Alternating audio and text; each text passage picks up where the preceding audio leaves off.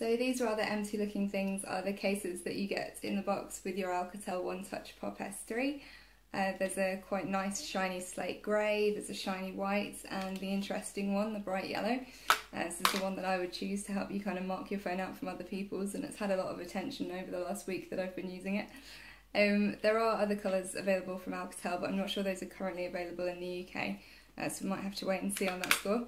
So these go on the shell of the phone, which looks like this. As you can see, the battery is removable, which is a nice bonus, especially because the battery isn't necessarily as powerful as you might hope. It takes a full SIM, or at least this model does, which is a little bit retro, and then you just snap on these cases to the back like this. It's pretty straightforward. You just kind of push it in like that. You have to check it all the way around, especially at the sides, because I have noticed a few times if you don't click it all the way in, you don't necessarily see it until later when there's kind of stuff getting stuck in the gaps between, which is not really what you want. But they do click in fairly easily, and then the phone looks quite sweet. It's quite a nice one, this. It's very sort of cartoonish. It looks a little bit like something you might buy at a toy shop, and it certainly doesn't weigh very much. But it's very sweet and kind of likeable for that reason. There's something about the yellow and white that just gives it quite a cute feeling.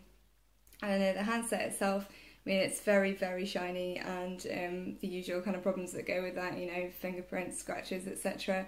The buttons, the power buttons and the volume rocker are actually built into the snap case. You can see I didn't snap it on properly there every time. So the rocker there is built into the battery cover or the case, and ditto for the power button, which is interesting because usually you don't really see buttons in the cases, especially not in the kind of official backs like this. They're usually part of the phone hardware. I think that's probably actually quite a good thing, because I can imagine if you accidentally broke your power button, that's a bit of a disaster to get fixed, but if you've got one of these, you can just swap it with another case. Software-wise, the OneTouch Pop S3 uses the OneTouch Zoom that Alcatel are quite proud of. So it's one of the more interesting interactions that they've kind of layered over the stock Android interface. So we'll take a closer look at how that works now.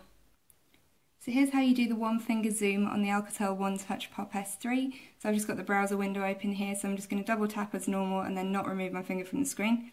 And then if you move your finger around like that, it zooms in and out. Sometimes it thinks you're trying to scroll, sometimes it thinks you're trying to highlight text, but for the most part it does work as a one finger zoom, which is pretty handy.